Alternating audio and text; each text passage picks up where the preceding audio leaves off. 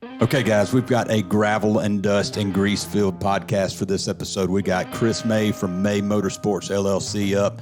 He's going to talk about how the average guy can afford to do some major off-road racing by building relationships, grabbing some sponsors, and hammering that throttle down at King of the Hammers. Stay tuned.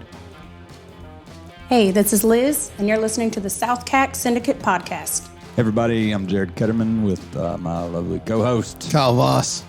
Welcome to the SouthCack Syndicate Podcast. Where today we will not be talking anything crypto. That's right. And so we maybe I might be able to squeeze it in there. God, I hope not. So those of you that follow Kyle on the fabrication page, you know that he's all about anything with motors and goes fast. And so today we've kind of based that subject with a very special friend of ours. So, Chris, welcome to the podcast. Hey, thanks for having me, guys. Yeah. So me and Chris have known each other, I guess, maybe almost 10 years. I was about to say, I still get people that say, hey, man, I seen that video. You know, I'm a little embarrassed because it's like I'm working in my garage on a piece of plywood. Yeah. Things have changed since then. We're all there. But you had him on the channel? Yeah, I did. I did cool. I did a feature on his rig. Oh, cool. Yeah. We did one or two. You came to the house once for sure. I don't know. I think we talked about doing two. We talked about doing one where like more of a driving one. Right. Yeah. But anyway, I featured his ride. This is crazy because back in early YouTube days, I was looking for somebody else to make content on because I couldn't make enough content myself. So I reached out to him. I'm like, hey, make a video of you putting your rig, because you were putting it back together. I was about to say it was King of the Hammers. I was building some differentials. Yeah. Back then it was non-load bolted 9-inch stuff. We did like some interview stuff, and it's all old, pretty sketchy. So not much on my part. Not much has changed. We don't have enough to fill in, so we bring Chris back. Yeah. So, Chris, give us a little bit of who is Chris May. Man, I'm 40 years old, live in Townville, South Carolina. Family man. Yep, got a wife and a daughter, and if anybody follows me on social media right now, I'm all about some kids racing UTV stuff, and but big into off road. Been doing off road forever. Work a regular job for Duke Energy, and love off road and get out to King of the Hammers. I do a lot of it. And so tell us about, I guess, your early days off road. So you started off. Just like rock crawling, I guess is what it was. Not necessarily racing. Yeah. So I'll go way back. High school auto mechanics class. Okay. Met a guy named Drew Goldie. Had a Ford Ranger. He talked about climbing hills and all this crazy stuff. I was like, dude, I got to get me. I had a Ford Ranger. I got to get me a Ranger. It was 2-wheel drive. Yeah. So sold it, got a 4-wheel drive, and we started bombing mud holes and where Lake Kiwi Dodge and Ford is right now. Oh, yeah, that was there. our freaking hangout. Yeah, man. yeah, right climbing behind them there. hills back there. Yep.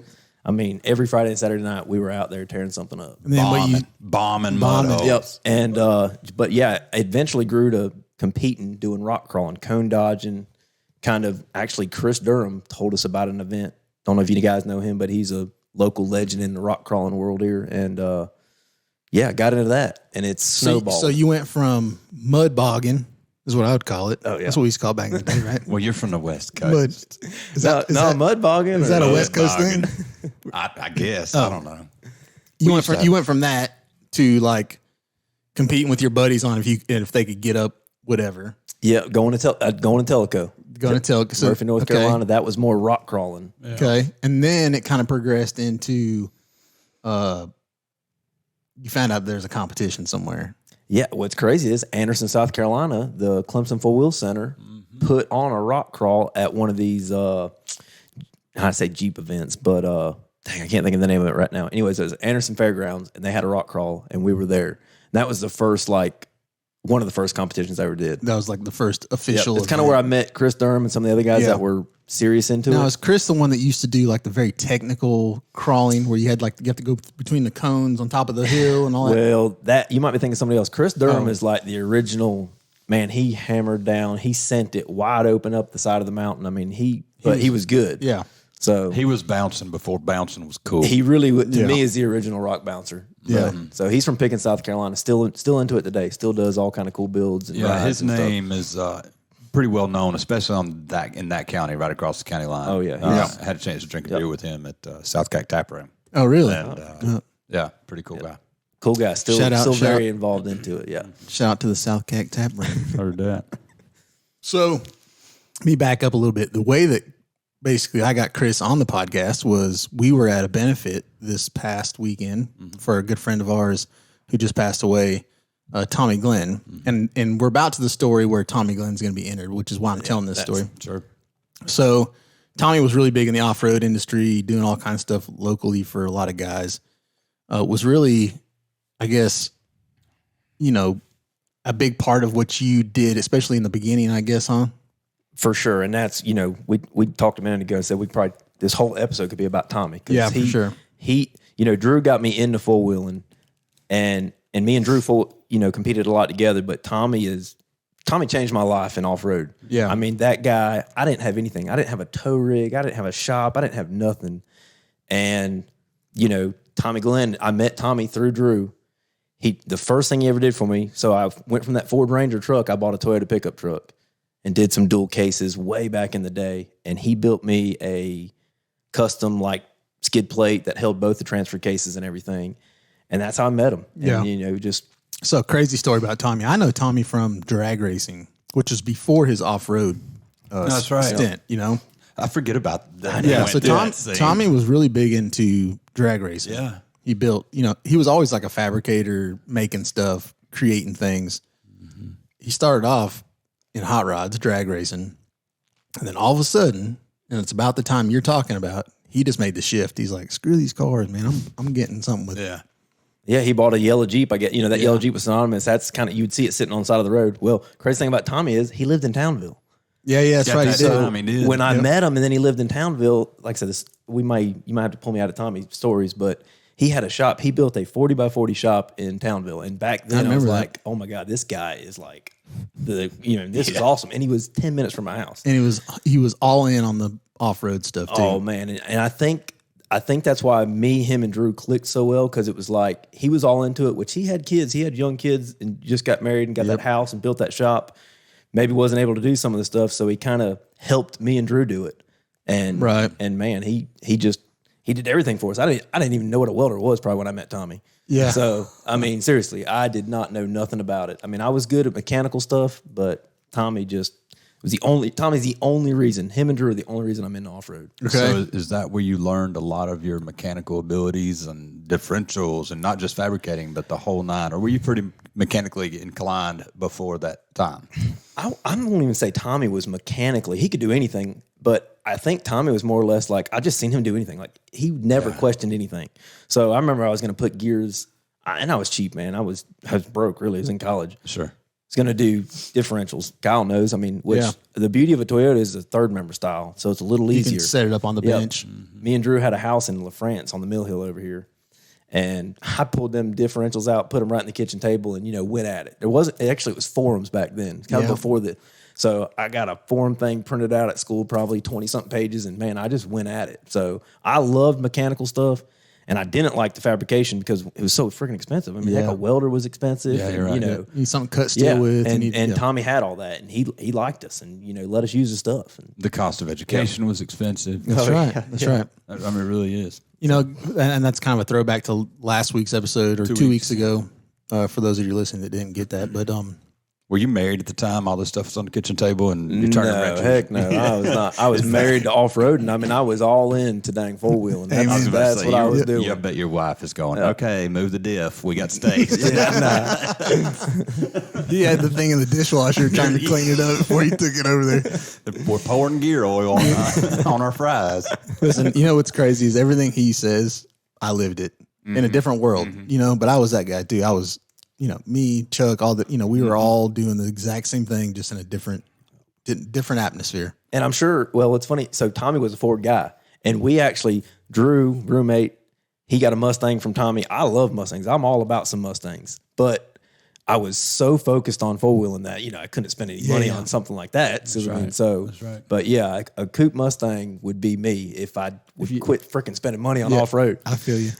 All right. So we introduced Tommy to this. Now he ended up building your first, well, I guess bring us into your racing career. So you went from that first event at So I'll try to say it quick because I don't know how long these things will last. It's a long story. I've been doing it, man, it feels like 20 years now. But so we got another 45 minutes left. I was about to say, I got a Toyota truck, and the Ranger was awesome, but the Toyotas were freaking just rock crawling kings. They were awesome. Dual transfer cases, gears, 37s. It was awesome back in the day. Yeah.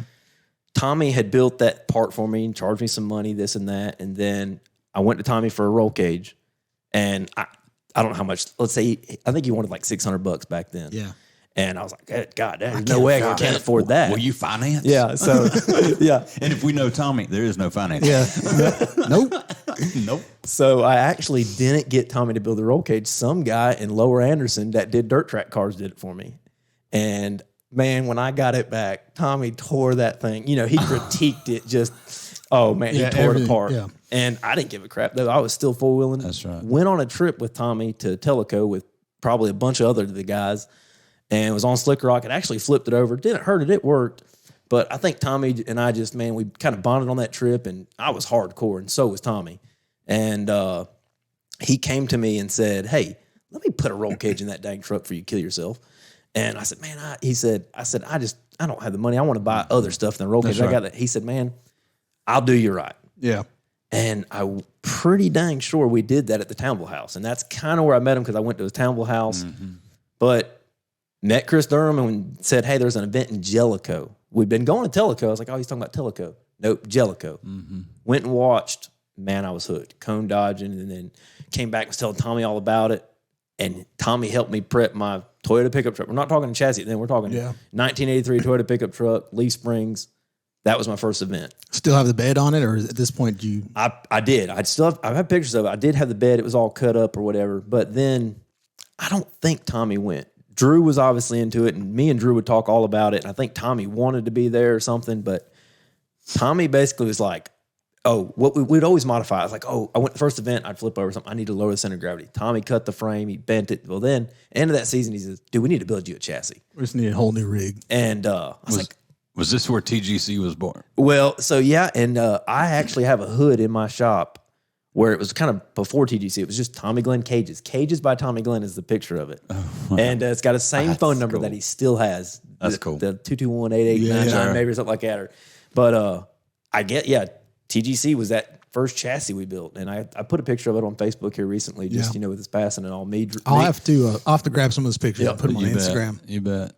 And, but the chassis we built was box tubing and had kind of Tommy's signature suspension at the time was this coil spring, but it had a slider in it, piece of pipe, just super simple if you knew Tommy. But yeah, so that was the first car he built for me. So did you know you were going to start racing, like not as a career, but like on a circuit, and you had a goal to get to X before?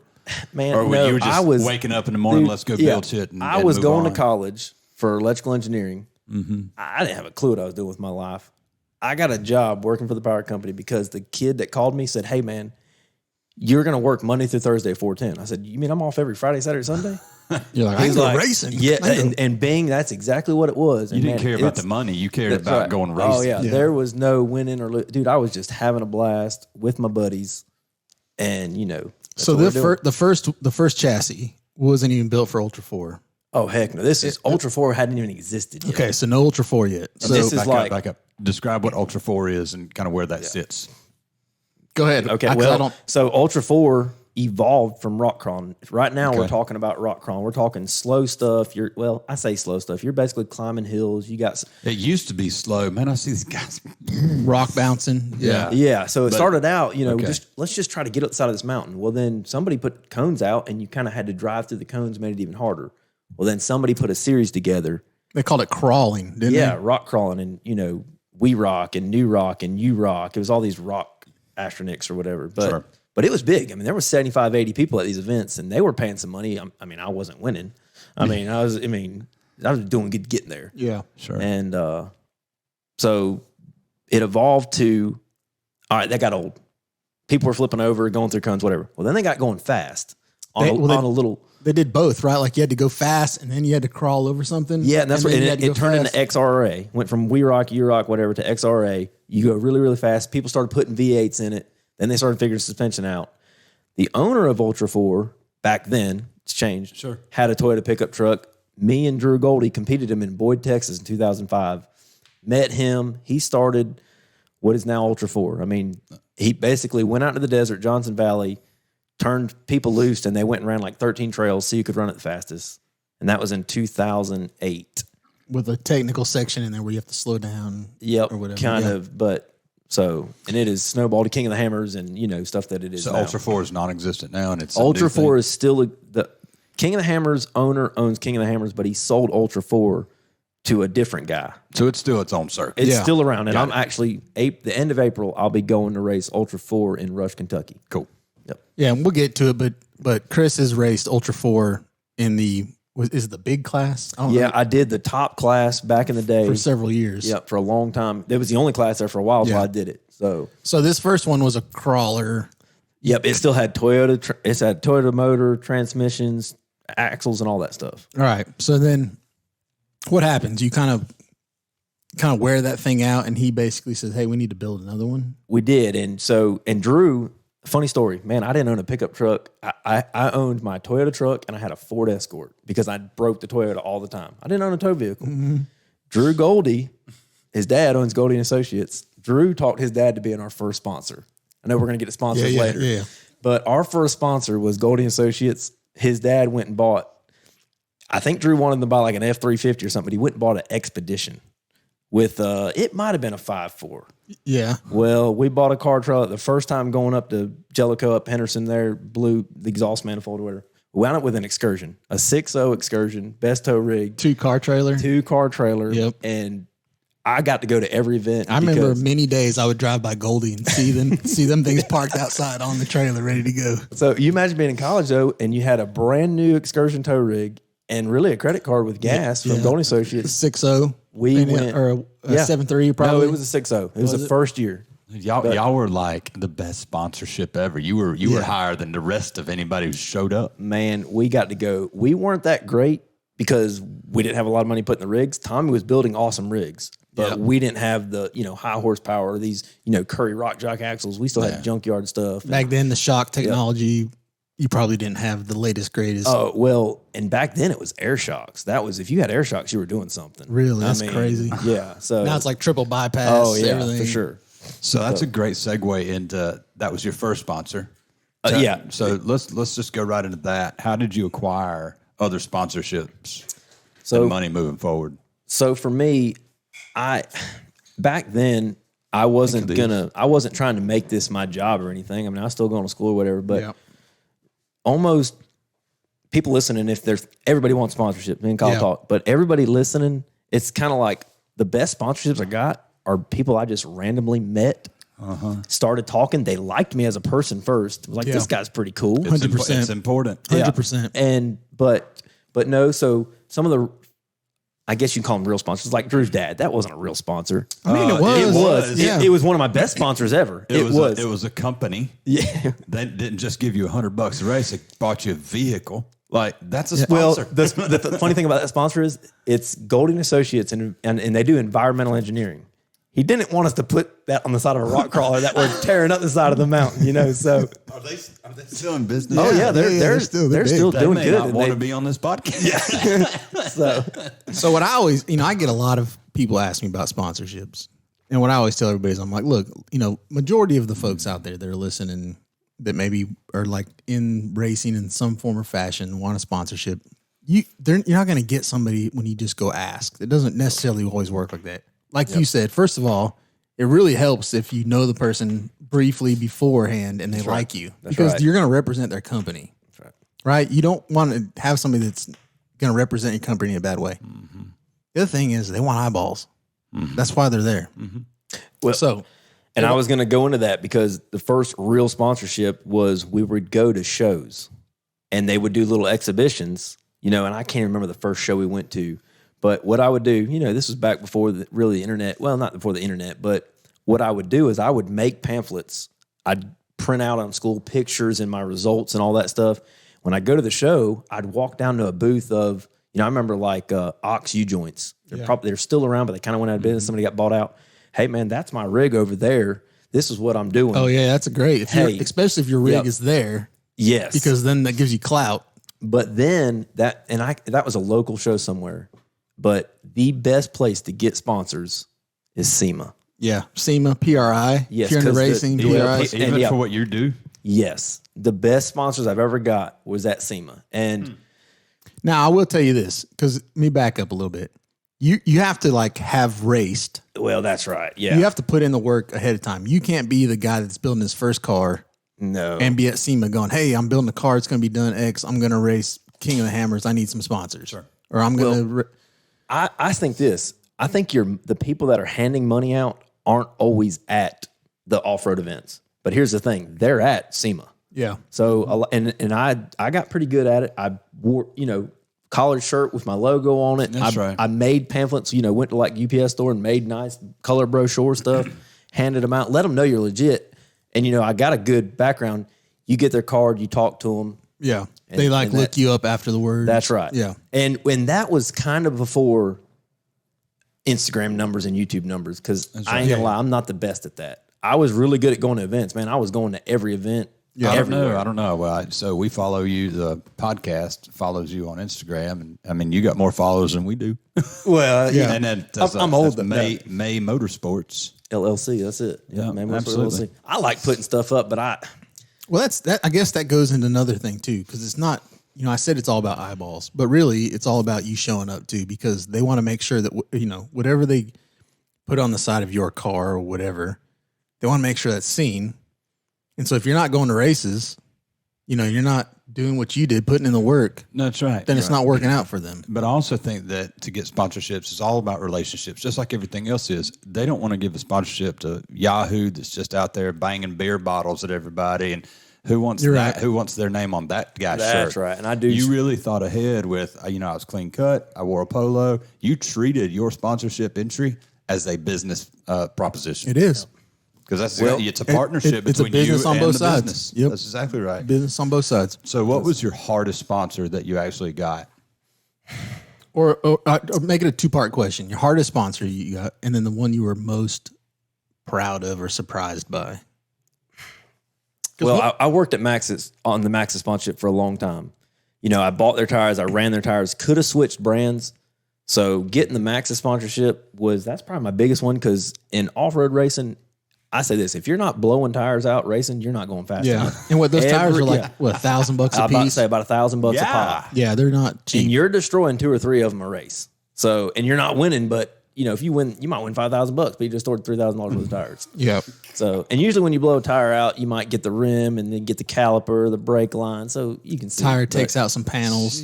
So Max was a good sponsorship, and because they're in Swanee, Georgia, that was a pretty good sponsorship. I wish the company would have done more, because I was all in. I was like, Yeah. man, I'm close. Let's do some cool stuff. But every company has budget, and some tire companies have That's a big right. budget for a certain amount of years.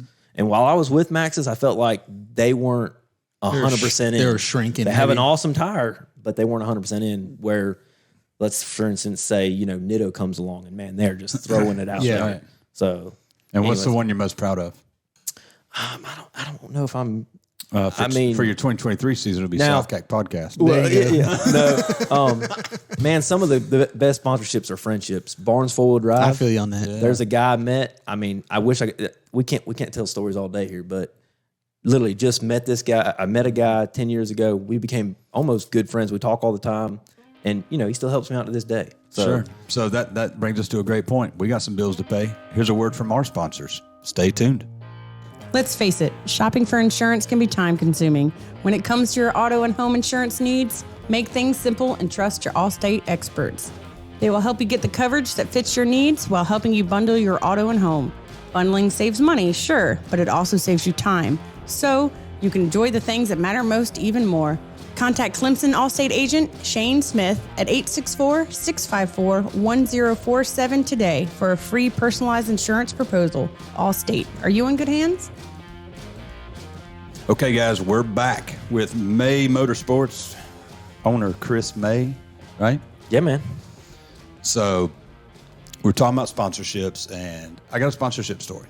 Okay, let's hear it. When I was picking and grinning for a short stint there a decade or more ago, I remember asking for my first sponsor. And I go to their office, which happened to be in the same town I had an office in. Yeah. And I said, hey, man, I'm going on the road on this little 10-city tour deal. Why don't you give me like a box of your hats and I'll throw them out and, maybe $1,500 to give Pay us for some gas. fuel money. Yeah. And they went, great. Went in the back and I'm like, man, that's so easy. So I should have asked for 10 grand. Yeah. They came back out With a hat. with a hat. Yeah. And I went, oh, are you going to mail the check? Is your accounting department somewhere else? And they were like, nah, man, it's just not what we do. It's not in our industry, and we don't see the connection here. Yeah. It's like, okay. So, I guess that's a good point because well, wait a minute, let me fast forward. I'm wearing this hat at Spatuno one year. The same hat that gave in South Carolina. In South Carolina. It's an Illinois-based I company. was going to say, I'm in South Carolina, and I see this guy on the front row go, where'd you get that hat? And I thought to myself, they should have gave me a box of it. I'm not telling you. You'll have to go to the .com and buy one That's right. because, they didn't give me any to hand to you. Yeah, and if they had paid me, I'd have told you, but I'm not even going to tell you where I got it. And then I threw it out, and I'm pretty sure I threw it straight to that guy and gave my only hat away. But even before I played Spatuno, we went to a restaurant before the show, and somebody's like, oh, such and such company, because it was just a logo. They didn't put their company name on it. And because they didn't give me a box of hats, I refused to tell you the company. Yeah. Right? So I guess one of the points I wanted to make before we went to break was, you'd mentioned sponsorships are very family feeling or family oriented. And then that's the experience I've had too. Some of my best sponsorships, I don't know if that's, quotes around that, because I don't know if I technically have sponsors. I have companies that I work with. But the best ones I've got, I know everybody that's in that company. I know them really well. We text on a normal basis. Yeah, they like you. They like me. I like them. We hang out. Like if they're in town, we just hang out. We wouldn't even talk about. Yeah, because you're heavily sponsored, or the appearance is you're heavily sponsored on your fabrication channel. Yeah. I mean, over the years, I've had lots of help. We'll put it like that. Now, some of those people stick around. Some don't. Some of it's they want their whatever, their couple videos or whatever. Your large corporations, the guy handing the money out usually moves around. That's why I like dealing with like the owner of the company. If that man owns the company, he ain't going nowhere. So he'll sponsor you. Exactly right. That is true. I had to deal with Eastwood. You familiar with Eastwood? Yep. Mm-hmm. So they make car body. Well, they make all kinds of stuff, but it's all around the car industry, more around tools and whatnot. Funny story. They used to hit me up monthly and be like, hey, is there anything you need? Anything you want? All of a sudden, I quit hearing from them. Well, I had the dude's email. So like a year goes by and I needed something. So I just reached out to him. I'm like, hey, y'all still bounce back? Nobody there on the other end. Like that's why I hadn't heard from them, because they fired the dude or got rid of him or whatever. Yeah. So, and in my case, what happens is I might know that guy really well at Eastwood. It happened to me with Amsoil. I got Amsoil sponsorship, great stuff. But the guy quit and they got new people. But that guy moved to a different company. And sure enough, I still know him, had a relationship. Yeah. And then, so I've done that with sponsors, just roll over, as long as it's a credible company. I remember when we started this podcast, we were trying to find a sponsor, and I specifically, we're sitting right here at this table, and I asked the guy, and it's like, hey, we started this podcast. Would you like to be our sponsor? And he was like, well, how many listeners you got? I was like, well, we don't have any. He's like, well, I'm out. Well, but we're going to have a lot of views. So now had the same conversation. It's like, man, y'all are blowing up. Like, maybe I want to be a sponsor. I was like, it's going to cost you now. It's going to cost you a little more now. That's fine. Well, that's the thing he's getting at, is the rate that he gave him was for no viewers. So cheap. Yeah. When I say so cheap, it was pennies on the dollar cheap. That's right. Well, now that we've got a baseline of how many people we're reaching, and I think Kyle and I, every week we look at these numbers, we both go, how did that happen? Not only the numbers, but like the places that we go. Yeah. So, if he would have signed on, and podcasts don't go away. That's right. So he would have paid pennies on the dollar for a rate that is now, 12 times that today. Yeah. But he chose not to. Our very first podcast still collects listens. Mm-hmm. And we're talking, this has been, 6-8 months ago. Mm-hmm. Still growing. Still collects listens. Crazy. Yeah.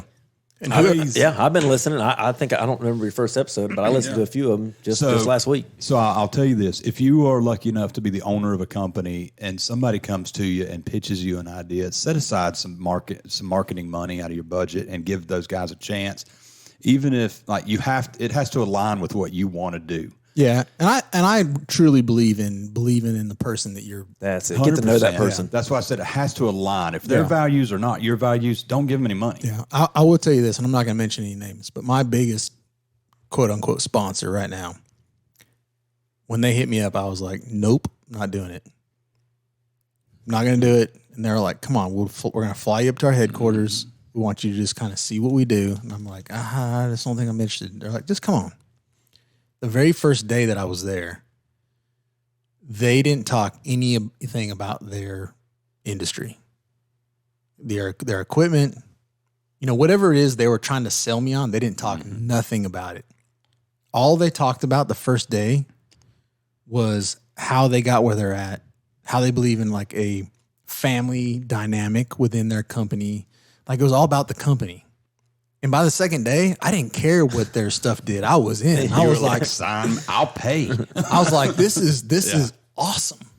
So you fell in love with the culture. I fell in love with the culture, and that's what they showed me. They showed me. They said, "Listen, what's most important to us is, first of all, the equipment that we're going to try to sell you on. It sells itself. I said we already know it's good. We already know it's good. We ain't got to try to convince you of that. Yeah, we're going to let you play with it. You're going to know. Yeah, we want to show you the culture of our company. Yeah. I was in Kansas City this past week for a conference in another industry. And I signed up with this one company, and we wanted this company, but we didn't know we wanted this company. They pitched us, and I'm just like, eh. And then we had a different meeting, and then all the employees came, and one of the girls opened up their laptop, and instead of we don't give a shit, the company made stickers that says we give a shit. We give a shit, yeah. And so I see the sticker, and I ask about it, and she told the whole story around the company culture. And then all the employees like, yeah. I mean, that's our life. We give a shit about what we're doing. Nowadays, it matters. That's right. And so I was kind of in before, but there's no question we're not going to make this contract happen afterwards because I love the culture. Our values align. And that's very important. Don't take sponsorship money from a company that your values don't align with. Yeah. I don't care how much the money is. You're selling yourself in a negative way. And the thing is, too, and at least in my industry, maybe not so much in the racing side because you're not actually talking to customers. But for me, the people that follow me will get super jaded if I'm like, yeah, this week we got ExpressVPN, and I'm like, they're like, what the hell are you talking about? VPN? What the hell is a VPN? And so I get emails like that all the time, and I just delete them. Yeah. Because I'm not going to bring value to the people who follow me. It's not worth me doing. Look, I had a buddy on the music side at that time. He was like, dude, I'd let a peanut butter company sponsor me for a quick tour. We'd call it the Jiffy Tour. Like, I don't care. I'm taking that money. We're broke. Well, I mean, a tour is a little bit different because you at least get the whole tour, right? That's right. You get a case of peanut butter. And if you call it the Jiffy Tour, it's going to be quick. They're still going to listen to your music. That's right. It's not going to change anything. That's right. So this is a great lead off of sponsorships and what they mean to you and your values. But I want to talk a little bit about what the art of racing looks like, especially in your industry. We had Rhea on a while back, and we briefly talked about motorcycle racing and what that was like for her dragging down the track in Atlanta at the time and the skill set. What does your pre-competition day look like? Are you working out? Or do we need to go back like the week before? Or maybe it's a training period up to. Well, just the load up leads up to. Yeah, the load up of the. I'll give you, I guess, a synopsis of my week or weeks of. Let's do a King of the Hammers. Okay, that's like a 3-month deal. Give us that. But okay, I'll lead that off. Describe King of the Hammers so that we know what kind of a big deal that is. Good call. Okay, so King of the Hammers evolved from everything we just talked about, rock crawling. We started going faster and faster. It is this huge desert race out in Johnson Valley, California. Obviously, we live in South Carolina. It's a long way out there. That's one key thing. 3,000 miles. Yeah, so just huge race, big tires, big horsepower, major, suspension, and but you still got to go slow and crawl rocks and get through the canyons and all that stuff. So, but what does it take? But my view on this is, I told you, I'm the average guy. I still work a 9-to-5 job, and I make it happen. So for me, it's a lot of late nights. But King of the Hammers, you just don't say, hey, I'm going to King of the Hammers. I mean, you got to plan for it because, and I've been going since 2010, so I can almost tell you every little detail. I already know what I'm doing next year. It's not going to change that much. But so I'll go back to my big car when I had the 4400 car. Yeah. That car was getting tore down to the frame. If I'm spending, $15,000, $20,000 to go to a race, you got to make sure you're ready. Right. You don't want to go out there and break a U-joint. And that's one hard part about racing that top class, what I was talking about. I mean, the car's going to the bare frame. I mean, everything's getting replaced. And, just all the fluids and U-joints. It's going to be a brand new car. Good stuff is getting replaced. And I hated that about it because it was very expensive stuff that you're replacing for no reason. But I think when I featured you on the channel, you just got the frame back from powder coat or something. Yep, that's right. Yeah, because Tommy built that chassis, literally put it together. We didn't have time to paint it or whatever. And that might have been a season or two later when I tore it down bare frame.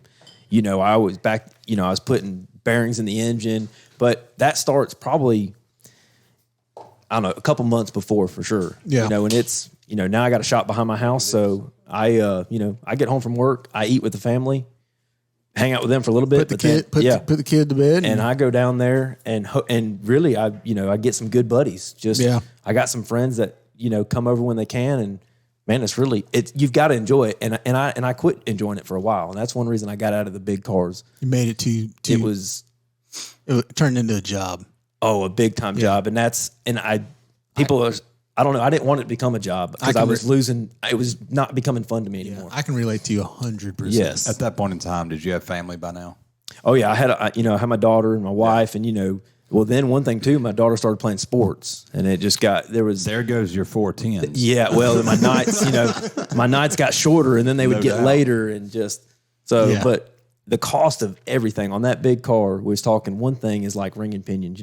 When you came out of my house, I was building Ford 9 inches. Yep. And it was probably a 9-inch gear, non-load bolted. Well, now I think there were 10.5s or something. Well, right? see, I don't know if it might have been, but that was one issue. Them 10.5-inch ring gears, 10-inch ring gears, things are like $1,800 a pop. Yeah. Well, guess what? You're going to King of the Hammers. Yeah, you got to throw that $1,800 ring gear. You don't throw it away, but it goes in the spare pile that I got a bunch of them. It was. So what does your prep look like? Bare frame. And then what does your personal prep look like? Oh, well, I mean, so I guess. Are you reading a book, listening to Kenny G with some candles 3 months before this happens? I have done it. I've been doing it since 2010. And I've been out there almost every single year. I have done nothing. I've actually worked out. I've trained to get better. But what's crazy about King of the Hammers is, I mean, some of the guys that win, they're not in shape at all. So, I mean, it doesn't matter. Is that just a strap in and hit throttle till you see God kind of event? I'm racing all year. I race every month we're racing. Yeah. So I guess the King of the Hammers race, the racing part, yeah, you're going to be in the car a long time. I mean, I never did anything different. I ain't going to lie to you. I mean, I wasn't. Yeah. I mean, but it's got to take some physical assertion to do this, right?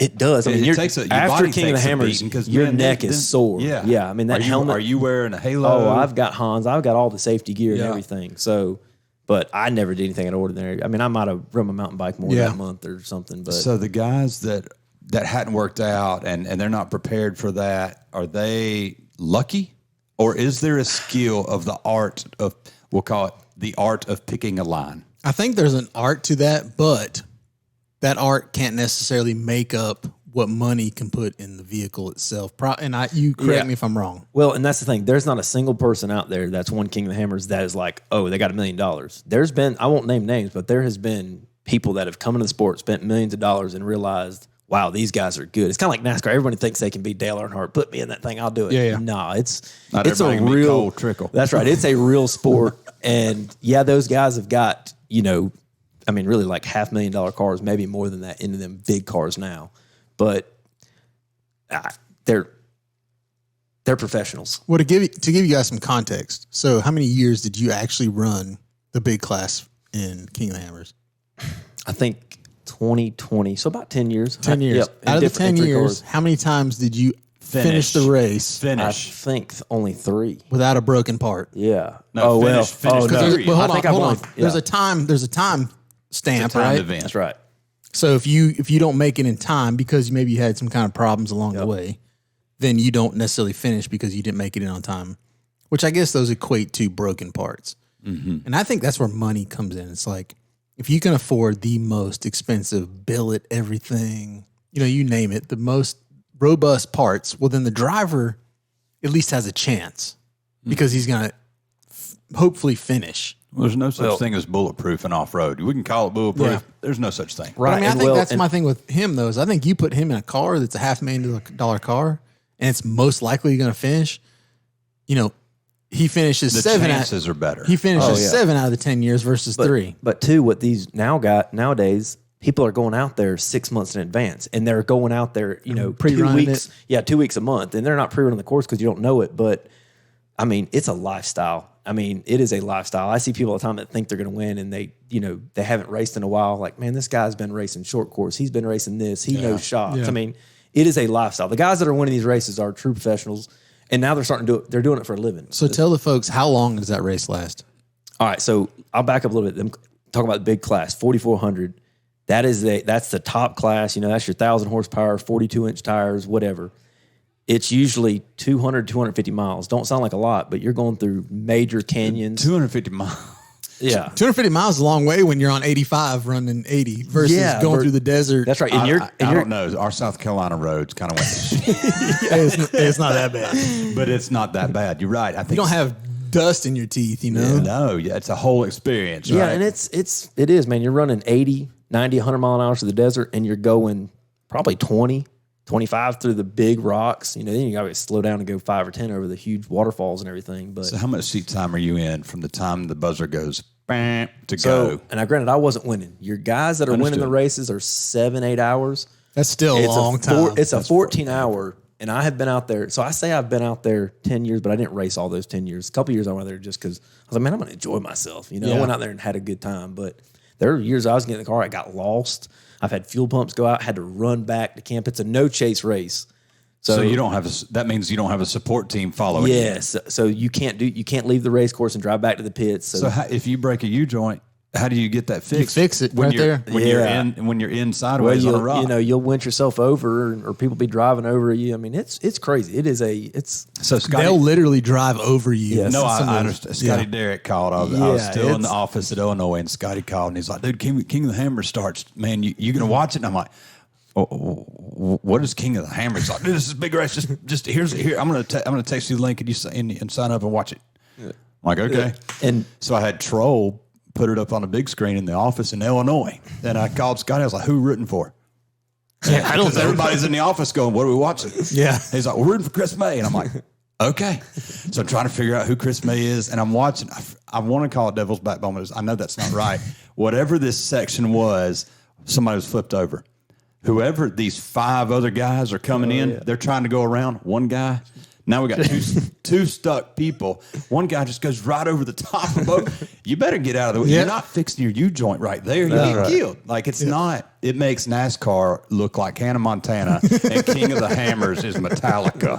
oh yeah, It's true. Because it really is. 7 hours in a cockpit of bouncing is a lot easier than an hour and a half going in circles. I've never been, but King of Hammers reminds me of like Burning Man with hot rods. So to his point, we talked a little bit about this beforehand. King of the Hammers was a bunch of guys that like to drink beer or not drink beer. They just had a common goal, and that was bouncing and racing. Well, now, earlier, you were talking about it's become a community of exactly what Burning Man with 4x4s. Yeah. You got private helicopters landing, you got tents set up. These Yeah, I rich mean- guys are popping champagne. and Ford. So the latest sponsor, Ford Motor Company, Nitto Tires, Ford Motor Company, man, they are all in and they're spending some money. And they have a huge setup there, I'm sure. Yes. Oh, the Bronco. I mean, King of the Hammers and Ultra Ford is like. I mean, there was so much done with that in the Bronco. And Yeah. it's a big time stuff. There's a lot of people making. Well, Vaughn came through. that, and but built, say Vaughn getting into the sport, helped the sport, and he's all in on they it. got the and then- RTR Bronco. And so that's where I'm obviously different than those guys. I mean, maybe not. I mean, I'm not as cool as those. No, just kidding. Sure. Them guys are on a whole nother level. Big time money, big time sponsorships. Talked about that. You go to somebody in Anderson, South Carolina, or Walhalla, South Carolina, and say you need 30, 40 grand, they're going to look at you kind of funny. And that's one of the problems I had. It was like, I would really need 25 or 30 grand. What's the purse? Just to make it happen. Well, it's about 100 grand now, which is not a lot. That's But nothing. well, Yeah. if you win though, sponsorships will come. That's it. You're not. So you're winning. You're winning the 100 grand off of a KOH, and there's a bunch of but you're different not- classes now. So that's what I was going to break into. That was the big class. Half the reason I ran that big class because it was like, man, I'm running the top class with all these guys, Lauren Healy and Vin Gittin Jr. and Shannon Campbell, and local people are like, woo, he's in the big class. Yeah. But it got to where it was so expensive, and I was, top 10 or 15 would have been awesome. So What's the best advice you could give to somebody who may think that they know what they're doing and they want to be, that's their goal one day? What's for either a child or a parent or just a guy in their 50s who's having a midlife crisis?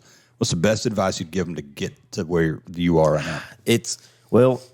If you're not going to work hard, it's going to be really, really expensive. If you're going to work, it's still going to be expensive. So it really takes a lot of money to do it. And, I may not spend as much money some, but I am busting my butt. It's just, it's going to be work. Would you say make those relationships first? Like, for instance, if Yeah, Jared was like, hey, I think I want to go off-road racing. Yeah, I want to do that. My thing is, I think what he would do though, is he would literally go to SEMA, wouldn't even have a vehicle. And he'd go make best friends with like I would. Curry and all these guys. Yeah, You'd be like, and then he'd be like, oh, by the way, I think I want to build a rig. I've been wrecking vehicles since I was 12. I'm your guy. You think you can help me out? The biggest thing is to go to the events first off. Some Well, people, true. there are really people that come to race King of the Hammers and never even been. It's just they want to do up. it. Yeah. And That's and, like trying to go on tour and never seen a concert in your life. Or just recording in your home studio and never been on stage. Like that's a big difference. So, Like if you can't, Fair enough. If you can't be on stage, it doesn't matter how good you can sing. there was a guy just this past King of the Hammers. I'm going to say he's never been there. Wealthy guy in his 50s. And UTVs are popular right now. That's what I've gotten into. Sure. But he wound up getting his helicopter flowed out because it broke in the middle of the night. He couldn't get it off the race course. He had to pay a helicopter, I don't know, $2,000, $3,000, $4,000 to fly it out. So Fly his equipment out. yep. Yeah, There's crane pictures all helicopter. the internet of him, literally Can-Am dangling from a helicopter, and he got So it. the best advice would be have not an unlimited budget, but have your money in order. Well, and don't start with King of the Hammers. I mean, go to if you're from here, That's the advice I'm looking for. go to Georgia and race, or go to South Carolina. Go down the road. Don't drive freaking 40 hours across the country. In the music, we call it paying your dues. Right. Yeah. Exactly. My advice too, then it goes back to everything we ever talk about on this podcast. It's relationships. I don't care where you're at, who you're at. Literally, there are people that are probably driving some of these events we're talking about, whether it's King of the Hammers, drag racing, road racing. They're driving and they're probably not the right guy for that, but they have the relationships to make that happen. I'd have a better chance getting the King of the Hammers after this podcast because of Chris than I would have ever without it because I have a relationship with Chris now. You're exactly right. And I can learn from his You'd be mistakes. like, hey, and, give me your and contacts for successes. Max's. And he would. Yeah. And that's based on relationships. That's exactly right. Well, 100%. so one more story about King of the Hammers. This is funny one. Just made me think about your separate relationships. So back in the day, I'm telling you guys, I didn't have a lot of money. And I auctioned off my co-driver spot on internet. Let anybody ride with you. So good for you. So I was like, That's hey, yeah. awesome. So and people and do that? people were like, gosh, probably is that legal? What about your insurance? Man, I didn't know about that. I was like, if a dude wants to pay me some money to get in the passenger seat, let's do it. For 14 hours. Yeah. Funny enough, I had a guy that I didn't really know.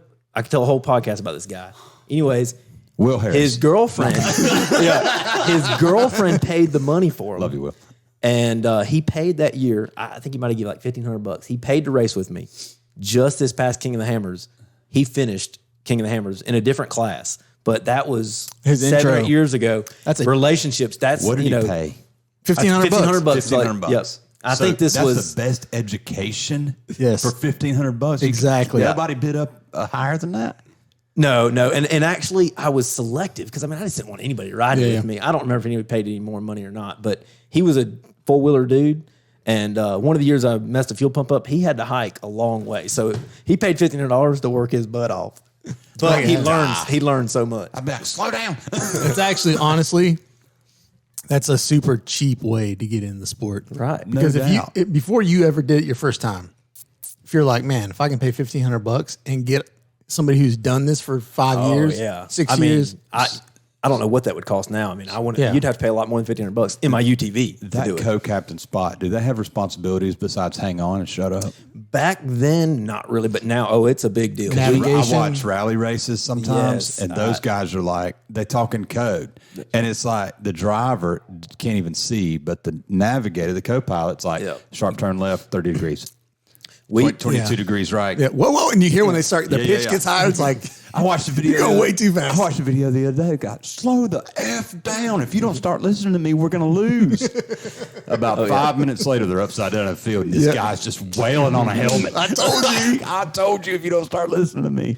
So navigation is very important. This year at King of the Very Hammers, much so. Will Harris, my co-driver, and he doesn't navigate, but Yeah. I rode with him a few times, so I returned the favor, and he rode with me this year. Yeah. Yeah. And we got lost. Probably Yeah. both of our faults, but I'm going to blame it on Will. No So now, doubt. do you We have can blame a lot Lawrence- on Will. It's okay. Yeah, I Lawrence used to have navigate- Lawrence. Lawrence is what But it's called? then what happened is they started coming out. iPads had the background imagery and all that stuff. It was really cool.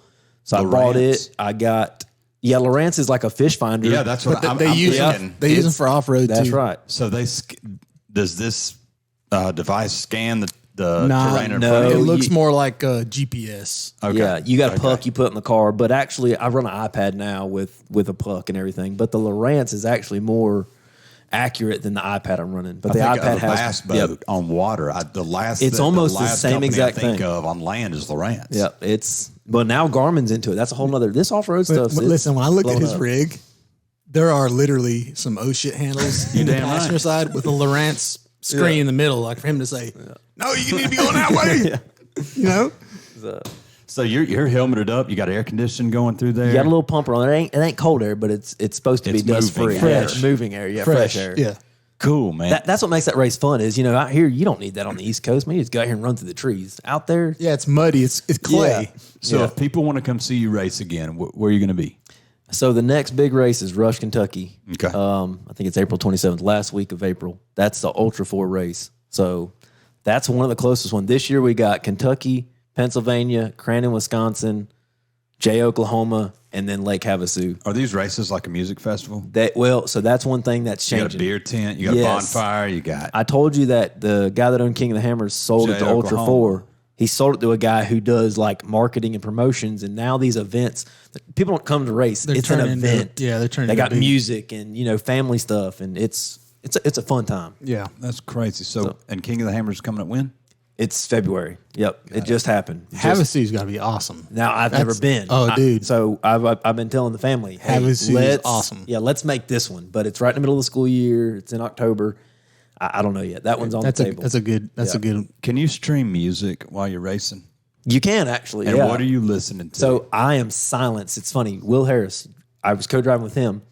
Pull up to the line and he's jamming out some hip hop. Britney No, Spears. it is like We almost. love you, Willie. It's okay. We're giving you a hard It's time. almost like ghetto rap, and I'm like, dude, can we at least put on some country? And I thought he was going to cut it off when we start. No, we're blasting to the death. I was like, Will, I like to hear every crook and Looking- cranny yeah, of my car. that's right. He don't give a crap. He is on He's the rocking. wood. Yeah, He's so pedal- we're down. different. He drives like that. Too. Yeah, that's it. Yeah, he does. So Look, when we had the big snow last year, he sent me a text. He's like, "Hey, dude, I'm cutting through Mountain Rest. We're going to Cassius." I was like, I can meet you at the gas station. He's like, "We're in our Razors." I was like, "You came from Anderson or Pendleton?" He's like, "Yeah, man. We just all hopped in the Razors and we're blasting down the highway. We'll be gone for like half a day, man. You want to go?" I'm like, no, There's no cops out. I don't have doors. So that's awesome, man. He'd be a good one to have on here. Yeah. Yeah, So, he's a hoot, and so now obviously from the big cars, my daughter got in the UTVs, and then I got a deal on a UTV, and now I'm into these dang UTVs, which are really really fun. great. I'm going to give you my Polaris, and you can put my lift on and stuff. Oh, yeah. When are you going to come see me? I'd love to put some stuff on that UTV for you. Well, I actually need to talk to you about maybe on. welding up That'd a be rim. great. I've cracked a rim, and I don't want to throw it away, so Yeah. it's aluminum. I don't weld aluminum. Come on, So- bring it So, down. Chris, what are you listening to right now? Who's some of your favorite artists? Oh man, I am all about some Troubadours. What's the Turnpike? Turnpike Yep, Troubadours? I mean, I like some of the new stuff. Obviously, Morgan Wallen. I was going to say Morgan Wallen. I mean, most people but wouldn't think, but listen, I like them. I know it's twangy or whatever, but I like them. His new stuff, I dig it. Well, it's not Florida Georgia Line, so I'll dig Yeah, it too. no, but I like hip hop. I actually like old school Warren G, yeah, Dr. yeah, Dre. yeah, I was yeah. born in Florida, so that's like my hip 90s hop hip hop. stuff. My And- iPod goes yep. everything Tupac, Sawyer DMX Brown, to the like gospel music to But I'm not in the it's country. funny. Y'all were into heavy metal probably back in the day. I never got Smashing Pumpkins or something. I wasn't. I got into alternative pretty heavy, like Pearl Jam's my jam, alternative Nirvana when the 90s, and I've probably got 5 or 6 years on you, so Yeah. that's a little bit different because that grunge scene, it came and it. I was never a grunge guy. I mean, I would listen to the occasional hit song. You're a West Coast greaser, dude. Candlebox or whatever, but I was more of like a Warren G. I could totally see that. know what I'm You saying? still probably are. I'm not talking about when I was out there. I'm talking about when I was here. I understand. Chris, tell everybody where they can find you on social media. It's May Motorsports LLC on Instagram, and then just May Motorsports on Facebook, or just look up Chris May. I'm all the time posting And stories. if there's and somebody stuff. that wants to sponsor your rig for a couple races, they can message you on your social media. Yeah, for sure. Me and my daughter, this is what me and my family do. We love it. Like I say, I'm not trying to make a living at it, but man, anything helps. I mean, I spent a lot of money in gas and parts. I was gonna part of the build up to King of Hammers. I wanted to hear was the trip to California. Oh man, which and is so what we the kind of motorhome and that's the thing. We skipped it. So when I talk about the prep, that's the thing, man. I'm prepping my RV, and heck, I feel like I've become a semi truck mechanic. I've been working on that thing a bunch, and then I got a trailer I'm putting brakes and bearings on. And what's funny is I'll follow him and he's like, "We just got to Texas," and then it'll be like 20 hours later. We just got to New Mexico. And I may be a little different, but Yeah. I told you I'm the average guy, and it's funny. I mean, I don't own my business. I work for Duke Energy. Yeah. When I get off work Thursday at 5:30, the RV hits the wind, and we don't stop. I got a 125 gallon tank. I tell the guys that come with me, like, look, bring stuff to put in the microwave. We're not stopping to eat. Yep. We make it there in usually about 40 hours. The steering wheel while I walk to the back and 40. That's it. 40 hours. Yes, that's amazing. Yep, it is. And I've gotten and now I've had some horror been on the road stories. like that. I mean, I've had my rear end go out in the RV on the way home. So you switch drivers along the way. We don't even stop, man. I got the cruise on. Literally I'm gonna stand get up. You sit It's- down. Yeah. So if I could be mistaken, but I think I remember a phone call that Scotty Derrick made and said, "Hey, we're all loaded up in RV," and it was I think like him and Nick Driver, Tommy Glenn, like they were all just going out at King of the Hammers to party. And this is They flew in though, right? Well, I was about to say, I don't know. They probably did fly. In. Yeah. They flew in, but they all rented Jeeps. Yes. That's right. And he said, "Man, when we returned those Jeeps, you couldn't tell what color they were." Like, Yes. we just and I think they were trying to take him through the whoops and all kinds of stuff. yeah. I mean, I've heard that story too. That's the funny King of the Hammers. You're gonna see a rental just destroy it. Guarantee you. Probably y'all's is if y'all go. Yeah. I guarantee you, Tommy's Jeep when he brought it back was like, I'll pay the $50 for To my wash it, insurance. yeah. Like, tee it up. Yep. Well, this has been a great episode, guys. Thank you for listening. Chris, thank you so much for your time on the podcast today and sharing your experiences and your stories. And Kyle, thanks for being Yeah, thank you. a great guy. Yeah. Thank y'all. I felt tons more we could talk about, but I get That's it. the way it always We'll goes. have you back. We Yeah, say that man. at every guest, but we'll have you back. Yeah. Guys, thanks for listening. We're out.